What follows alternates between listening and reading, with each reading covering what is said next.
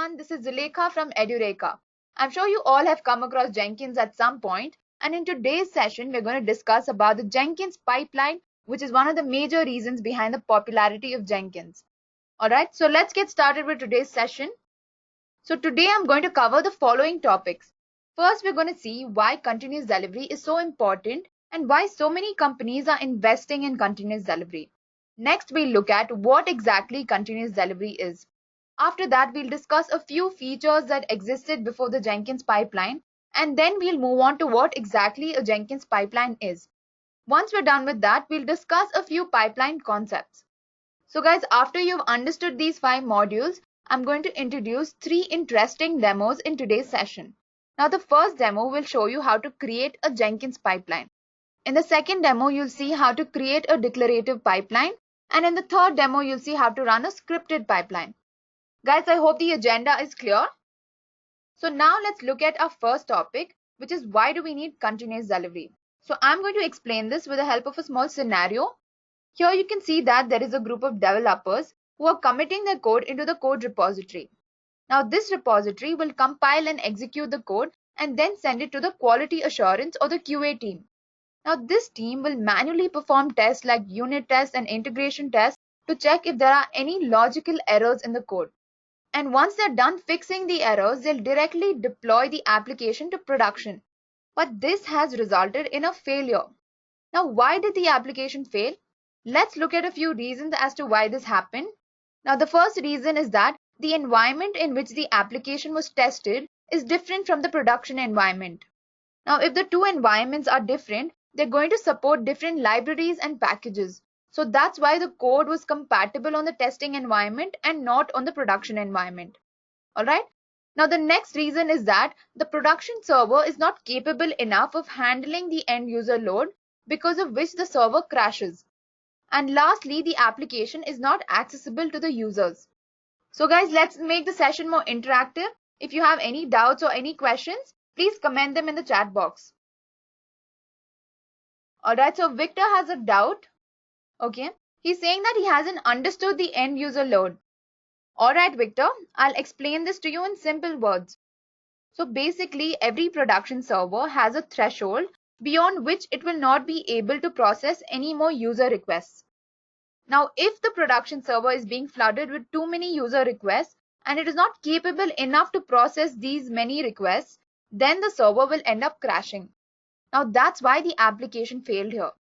Alright Victor, so if you've understood, please give me a confirmation and don't hesitate if you want me to explain this again, I'll do it. Alright, thank you Victor. Now let's look at how all these problems are solved using the continuous delivery pipeline. Now in this case, you can see that the developers are directly committing their code into the continuous delivery pipeline. Now this pipeline has a few modules. The first is the commit module. Now this is where the code or any changes that you make to your code are committed and stored in a version control system. Now what is a version control system? Now it basically helps you track all the changes that you make to your code over a period of time. Now why is a version control system important? Now let me explain this with a small example. Let's say that there is a developer who's built an application and he wants to update the version of the application from version 1 to version 2. Now in order to do that, he's going to make a few code changes and then commit the code into the version control system. So now that he started using the application under version 2, he's facing a lot of issues. So he wants to shift back to version 1. Now he can easily do this because the version control system has tracked and saved all of the code changes that he's made. So that's why a version control system is important. Okay. Now let's look at the build module. Here you implement continuous integration using tools like Jenkins. So what is continuous integration? Now every time a commit is made to the version control system, that commit should be continuously pulled, built and tested using automation tools. So instead of manually performing the unit tests and integration tests, you can now automate them using tools such as Selenium and TestNG. So guys, note that automation is key here. So as long as you automate all of the processes, the delivery is going to be quicker and it's going to be less prone to errors. Alright. So now let's move on to the test environment. Now this is the most important part of a continuous delivery pipeline because it will make sure that the software is always in a production ready state. That is, the software has to always be in such a state that it's ready to release. Okay.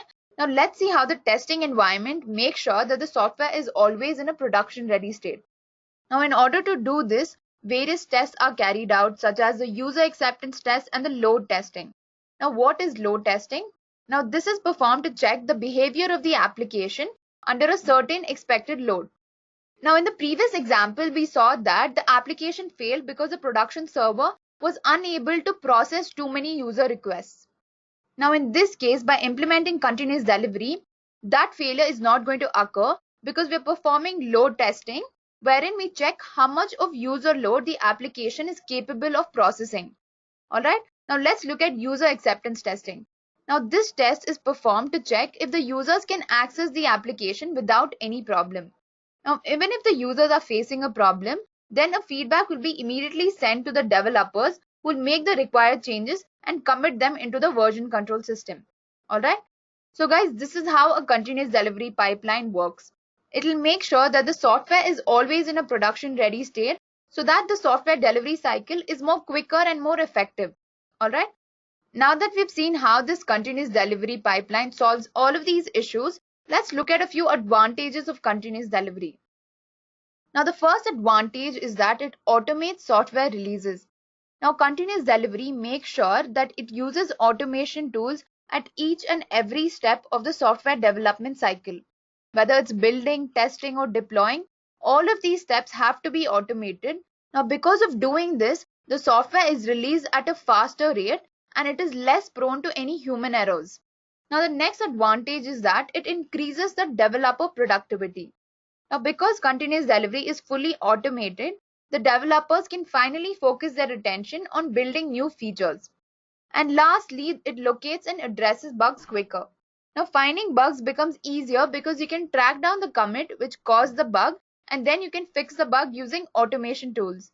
I hope all of you are clear with the advantages. Now let's move on to what is continuous delivery. So I'm sure all of you have an idea of what continuous delivery is. So far we saw that continuous delivery is just a practice which makes sure that the software is always in a production ready state. Now how do you make sure that the software is always ready to release? Now every time a code is committed to the version control system, that code has to be continuously pulled, built and tested using automation tools. Now by automating every step, you're going to make sure that the delivery is more rapid and effective. Now guys, let's see how continuous delivery solved the problems at HP. Okay, so HP's LaserJet firmware division was responsible for running all of their scanners and their printers. But in 2008, they were facing a serious problem wherein the product delivery cycle was very slow. So they were unable to release any new features or any new products, and all of their customers were disappointed because they weren't seeing any improvements in their products. And they were lagging with respect to all of their competitors. So now they decided to fix the problem by hiring more people. They tried to outsource. They even tried to spend more money. But despite all of their efforts, none of these things worked. So what they did was they came up with a new plan. And the target of this new plan was to improve the developer productivity by a factor of 10. Now in order to achieve this, they came up with 3 high-level goals. Now the first goal was to find a single platform that would support the entire software development workflow. The second goal was to make sure to release improved quality software. And the third was to ensure faster releases. So how did they achieve all of this? Now they implemented a continuous delivery pipeline with 2 important features. So first they started practicing continuous integration very religiously. So they made sure that every time a commit was made to the version control system, that commit was continuously pulled, built, tested, and then pushed to a non-production environment. And all of these steps were automated to make sure that the delivery is more faster. Now let's look at the end results of these practices. So firstly, the overall development cost reduced by approximately 40%. The programs under development increased by approximately 140%. And the development cost per program went down by approximately 78%. Now guys, this is a huge difference in their delivery cycle. So how did they make sure this happened? They implemented continuous delivery and they practiced continuous integration, and they made sure they use automation at every step. So by following these few key practices, the delivery cycle was much better and much faster. Now, before jumping into how Jenkins Pipeline uses continuous delivery, let's look at a few features that existed before the Jenkins Pipeline. Now, before the Jenkins Pipeline was introduced, there were several other features such as the Jenkins build flow, the Jenkins build pipeline plugin, and the Jenkins workflow. Now, what were the key features of these plugins? They basically represented multiple jobs as one whole workflow, and they run this workflow on a pipeline. And what was the function of these pipelines? These pipelines were just a collection of jobs which triggered each other in a specified sequence. Now let me explain the build plugin pipeline to you with an example. So over here you can see that I've created a simple application which consists of 3 jobs. Now the first job is responsible for building the application, job number 2 will test the application, and job number 3 will deploy it. Now after I've created these 3 jobs, I'm going to chain them together and then run them using the build pipeline plugin. Now on the screen you can see the output wherein job 1, job 2, job 3 are chained together and then run using the build pipeline. Now this approach is effective when you're building applications which have small number of jobs. So let's say your application has 5 to 10 jobs. You can easily build these 10 jobs, then assign processes to each job, and then chain these jobs together, and after that run them using the build pipeline. But what happens when there are complex pipelines with hundreds of jobs? Now imagine creating 100 jobs individually, then assigning processes to each of these 100 jobs, then chaining them together and then running them on the pipeline. Now this is very complex, guys. It takes up a lot of resources, it takes up a lot of time, and it's also very tedious to do. So for these reasons, the Jenkins Pipeline project was introduced. So now let's look at what is a Jenkins pipeline. So it is basically a single platform that will run the entire pipeline as code. Now let's say that your pipeline has 10 jobs. So instead of manually creating these 10 jobs and then chaining them together and then assigning processes, you can just code these jobs and then run them on the pipeline. And remember guys that this code is stored in a text file known as a Jenkins file. And this Jenkins file can be checked into a version control system so that the developers can easily access and edit this file at any point of time because it's locally available to them. Now let's move on to a few key features of the Jenkins pipeline. Now the first feature is the pipeline as code concept. So basically instead of creating 100 jobs, you're just going to code them and then run them on the pipeline. The second feature is that the code can be checked into a version control system. Now this is advantageous because the developers can easily access and edit the code at any point of time. And not to forget that the version control system will always keep a track of all the changes that you make to your code. Another feature is that it incorporates user input. Now because of this, the users can easily interact with the pipeline. And it also lets you restart from saved checkpoints. So instead of redoing your entire job, you can save it and then come back to that checkpoint and start your job again. Another important feature is that it runs the jobs in parallel. So let's say you have 10 jobs. So instead of running these 10 jobs individually, you can divide them into 2 groups and then run them parallelly. Now this will save up a lot of time and a lot of resources as well. The next feature is that it integrates with other plugins such as Git, Docker, and etc. And also it supports complex pipelines by allowing you to use conditional loops such as the for loop and the when loop. Alright guys. So guys, please ask questions. If you have any doubts, please comment them. Okay, so Samiksha has a doubt and she's saying that how does it incorporate user input? Okay Samiksha, now let's say that you've created a pipeline which runs 5 jobs. And after executing 2 jobs, you want the user's input to check if the user wants to continue executing the next jobs. So for these reasons, you can make use of the user input feature. Alright. Now Samiksha, please confirm with me if you understood. Alright, thank you. Now guys, don't worry because I'm going to implement most of these key features in the demo so that you practically understand how this works. Now let's look at what is a Jenkins file. Now the entire code of the pipeline is going to be stored in a text file, and that text file is known as a Jenkins file. Now remember that this Jenkins file can be stored in a source control management or it can be stored in a version control system. Alright. And the advantages of doing this is that It will let the developers access, edit, and check the code at any point of time. Another key feature of the Jenkins file is that it is written using the groovy domain-specific language. And this can be done in two ways. So let's look at the two ways of writing the Jenkins file. So first is the declarative pipeline, which is a very recent feature when compared to the scripted pipeline. And the scripted pipeline uses a stricter groovy syntax when compared to the declarative pipeline. Now, one key difference between the two is that the code for a declarative pipeline is written locally in a file which can later be checked into a source control management. Whereas for a scripted pipeline, the code is directly written on the Jenkins user interface. Okay guys, so here we need to understand that there are two ways of writing the Jenkins file. The first way is to write the code in a file and then store this file in your source control management system.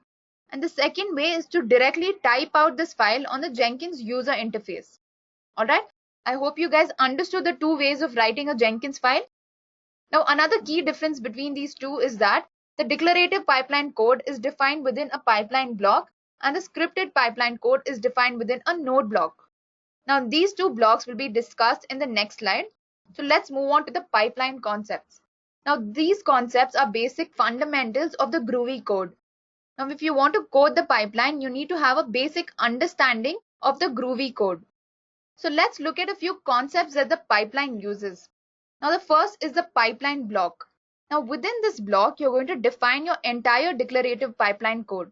And similarly, within the node block, you'll define your entire scripted pipeline code.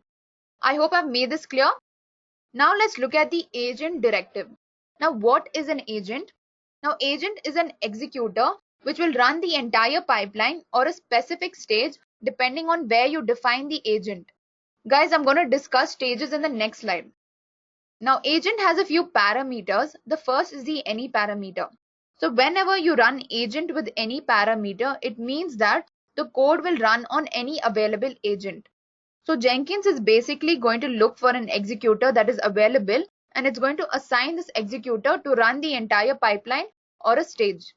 Now the next parameter is a none parameter. Now guys, remember that every time you define agent with none parameter, it has to be mentioned at the root of the pipeline. Okay, you cannot define the none parameter within stages. You have to define it at the root of the pipeline. And what does this none parameter mean? It means that every stage within a pipeline will have to define its own stage specific agent. Alright. So now let's move on to the next parameter, which is label. Now label is basically a name that you give to your agent, and the labeled agent will run the entire pipeline or a stage. After that is the Docker agent. Now in the example below, you can see that within the pipeline block, I've defined a Docker agent which runs a simple Docker command.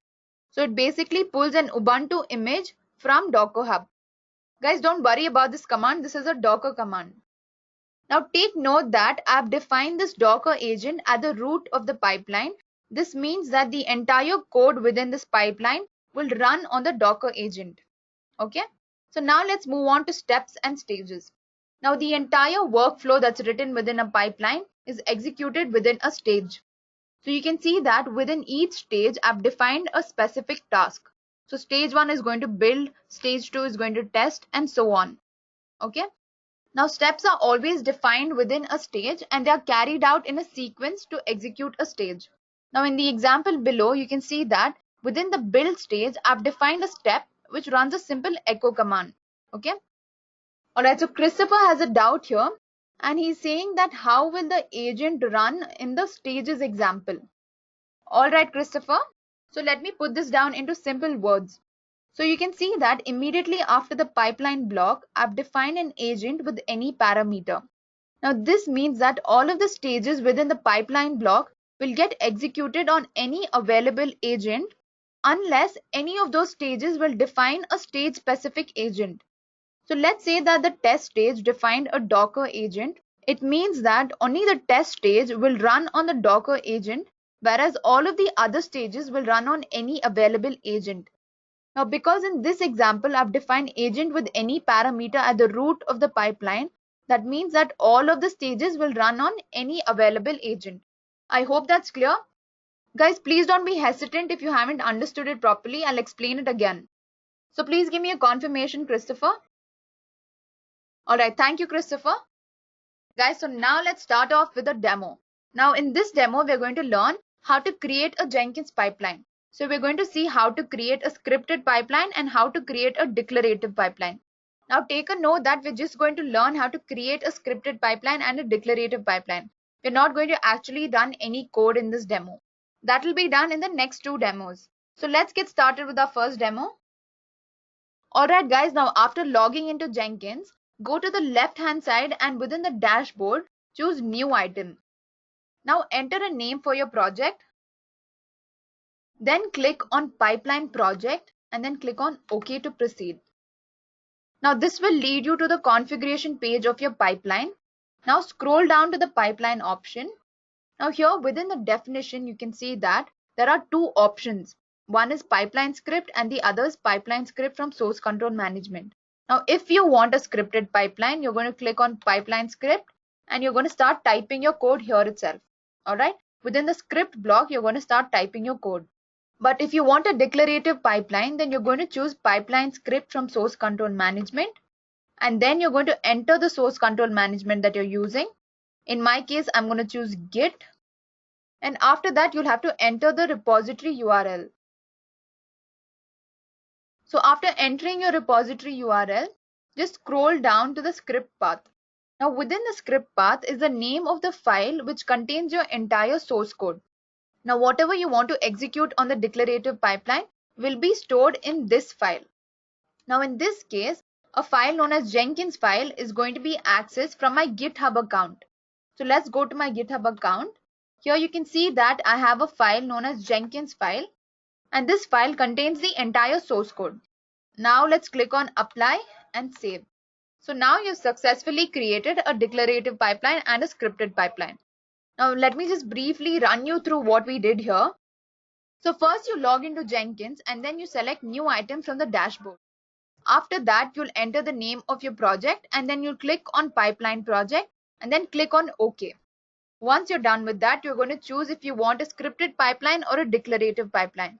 For a scripted pipeline, you're going to choose pipeline script and then you're going to start typing your code on the instance itself. After that, if you want a declarative pipeline, you can choose pipeline script from source control management, then enter your source control management system and then enter the repository URL. After that, within the script path is the name of the file that is going to be accessed from your Git account. Then finally click on apply and save and you have successfully created your pipeline. Guys, I hope all of you understood how to create a Jenkins pipeline. So now let's move on to the declarative pipeline. Now before jumping into the demo, let me explain the code that we're going to execute. Now this is a simple declarative pipeline example. Now within the pipeline block, you can see that I've defined 4 stages. Now at the root of the pipeline, I've defined agent with any parameter. Now this means that all of the stages are going to run on any available agent unless any of the stages have defined a stage specific agent. Now in this case, you can see that stage number 1, 2 and 3 have not defined any stage specific agent, but within stage number 4, there is an integration test stage which has defined a Docker agent. So only this integration test stage is going to run on the Docker agent, whereas all of the other stages will run on any available agent. Alright, I hope this is clear, guys. So please give me a confirmation if all of you understood this. Alright, thank you guys.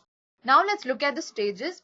Now in stage number 1, I've defined a step which runs a simple echo command. That is, it will basically display whatever is mentioned in the quotation marks. After that, within stage number 2, I've defined an input directive which will pause the pipeline for user input. So basically when the input directive is executed, the pipeline gets paused and it waits for the user input. Now after it gets the user input, it will continue execution. Now in this case, the user is asked, do you want to proceed? Now the user will either click on proceed or abort. So if the user clicks on proceed, then the execution is going to continue to stage number 3. Otherwise, the execution is going to stop. Alright. Now let's look at stage number 3. Now within stage number 3, I've defined a when directive with a not tag. Now whenever the conditions within this when directive are met, the next step, which is echo hello, will get executed. Now the not tag is executed whenever the nested conditions within the not loop are false. So whenever branch master holds false, the next step, which is echo hello, will get executed. Alright. Now guys, let's move on to stage number 4. Now stage number 4 defines a parallel directive which runs unit test stage and integration test stage in parallel.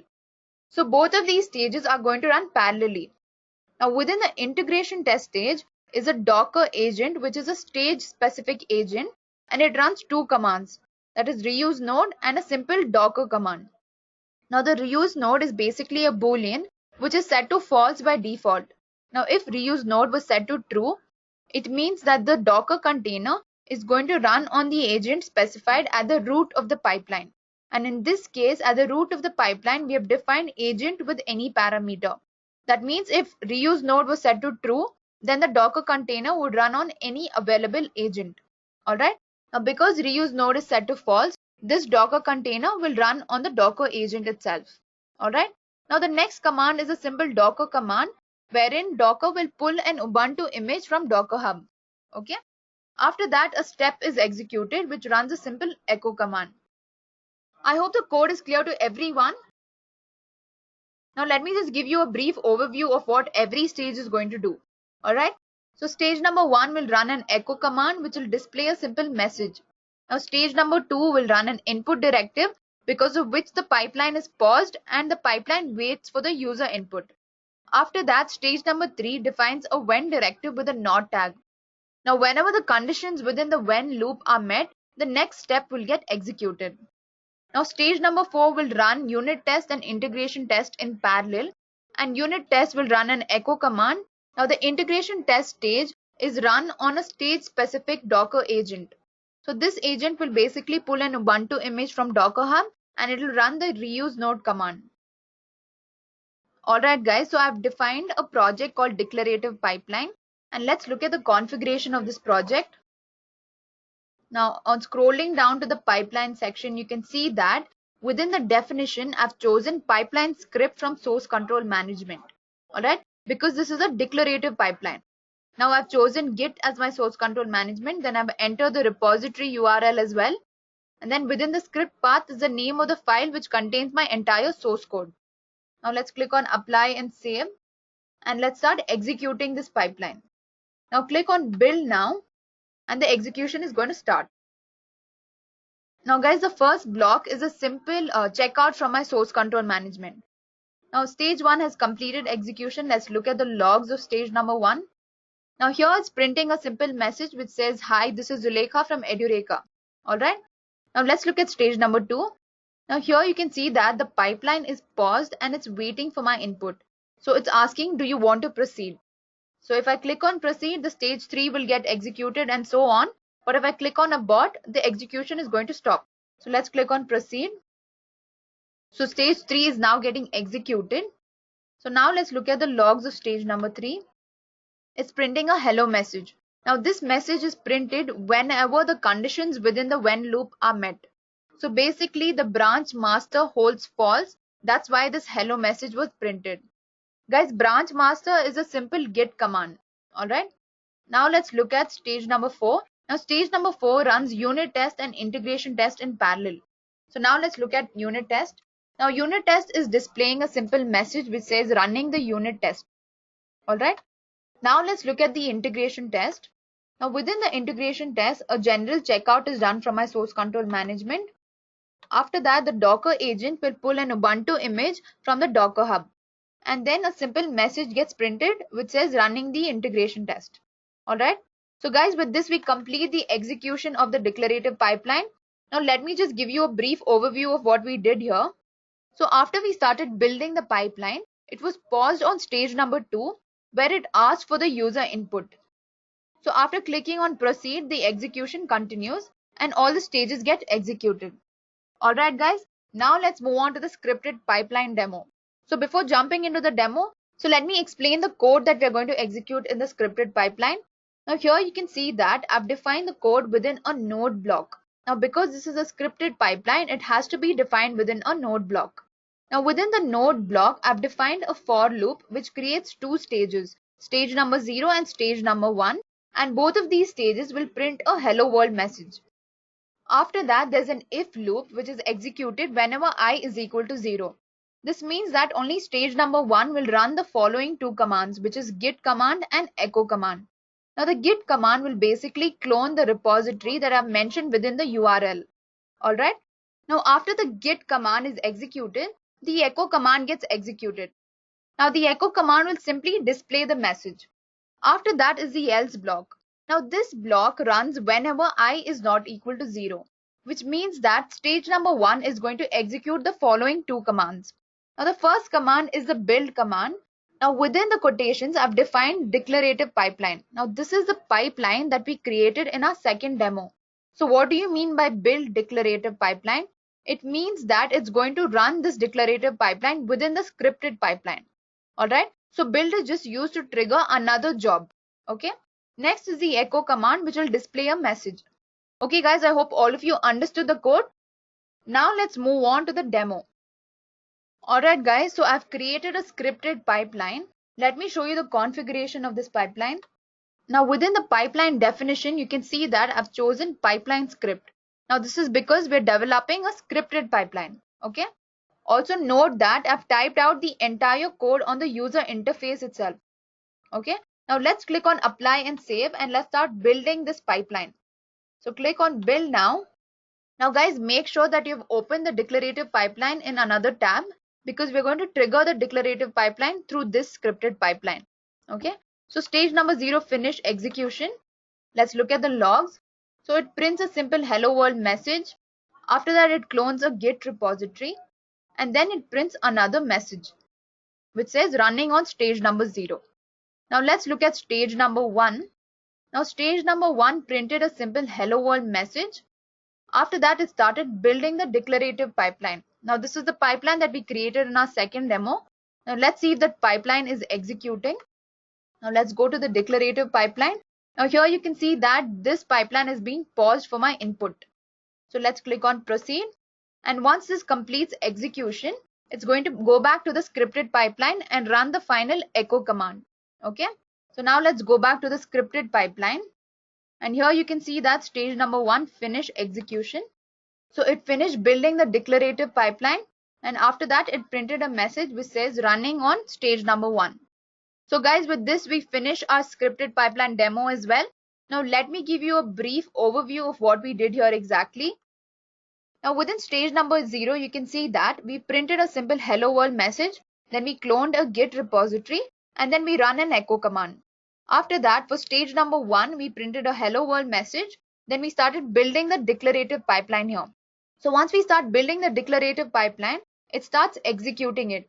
Now here you can see that the declarative pipeline is paused for my input. So after clicking on proceed, it will complete the execution of the declarative pipeline.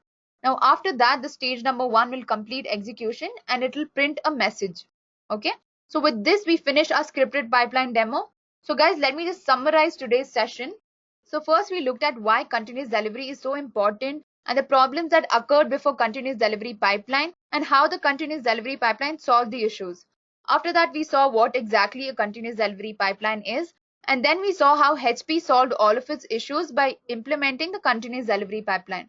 And then we moved on to what exactly a Jenkins pipeline is. We studied a few features of Jenkins pipeline, and then we spoke about the Jenkins file, where we compared the declarative pipeline and the scripted pipeline. After that, we discussed a few pipeline concepts, and then we introduced 3 demos. Now in the first demo, we saw how to create a declarative pipeline and a scripted pipeline. In the second demo, we saw how to run a declarative pipeline, and in the third demo, we saw how to run a scripted pipeline. So thank you guys. I hope all of you found this informative. Thank you guys for joining me today. Have a great day. I hope you have enjoyed listening to this video. Please be kind enough to like it, and you can comment any of your doubts and queries, and we will reply them at the earliest. Do look out for more videos in our playlist and subscribe to Edureka channel to learn more. Happy learning!